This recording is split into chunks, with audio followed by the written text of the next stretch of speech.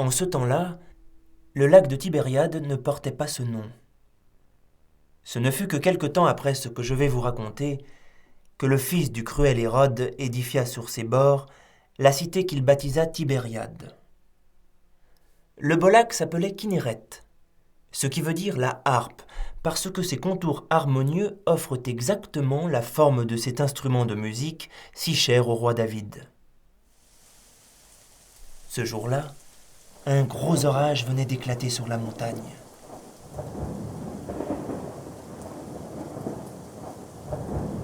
Avec la fin du jour, le vent emportait les dernières nuées. Le lac avait repris son calme, et les nombreux oiseaux qui le hantent, cormorans, pélicans, mouettes, alcyons, martins pêcheurs, avaient recommencé de plus belle leurs vols et leurs cris.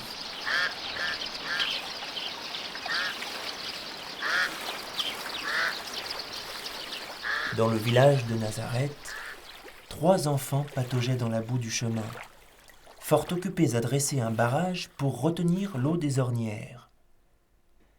Puis, ayant façonné un lac pareil à celui de Kinnéreth, ils se mirent dans la tête de le peupler lui aussi d'oiseaux de boue s'entend.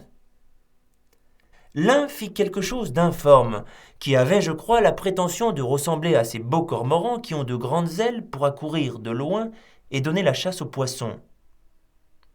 L'autre prenait beaucoup de mal pour transformer sa boue en pélican et maintenir en équilibre l'énorme tête et la besace suspendue à son cou. Le troisième pétrissait de ses petites mains une mouette posée sur la rive. Cependant, la nuit était venue. Déjà la lune se montrait et les premières lumières s'allumaient dans le village. Indifférents à cette obscurité qui tombait autour d'eux, les enfants ne s'arrêtaient pas de poursuivre leurs travaux fragiles. Mais tout à coup, d'une maison, on entendit une voix qui criait « Luc !»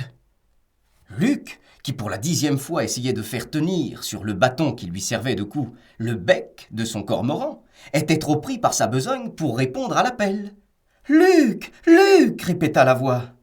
Luc ne bougea pas davantage. Il fallut qu'une fois encore sa mère le rappelât, et cette fois, enfin, de fort mauvaise humeur, il se décida à quitter son pauvre cormoran qui, dès qu'il fut parti, s'écroula, et du coup cessa d'être un cormoran même debout.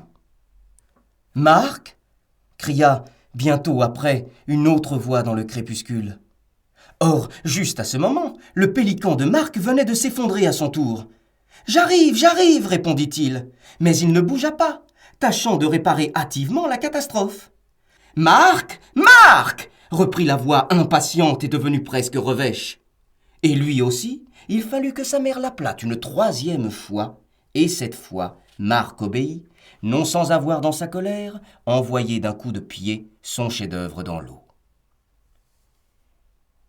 Il n'y avait plus au bord de la petite mare éclairée par la lune que le 3e enfant qui lissait sa mouette d'argile. « Jésus ?»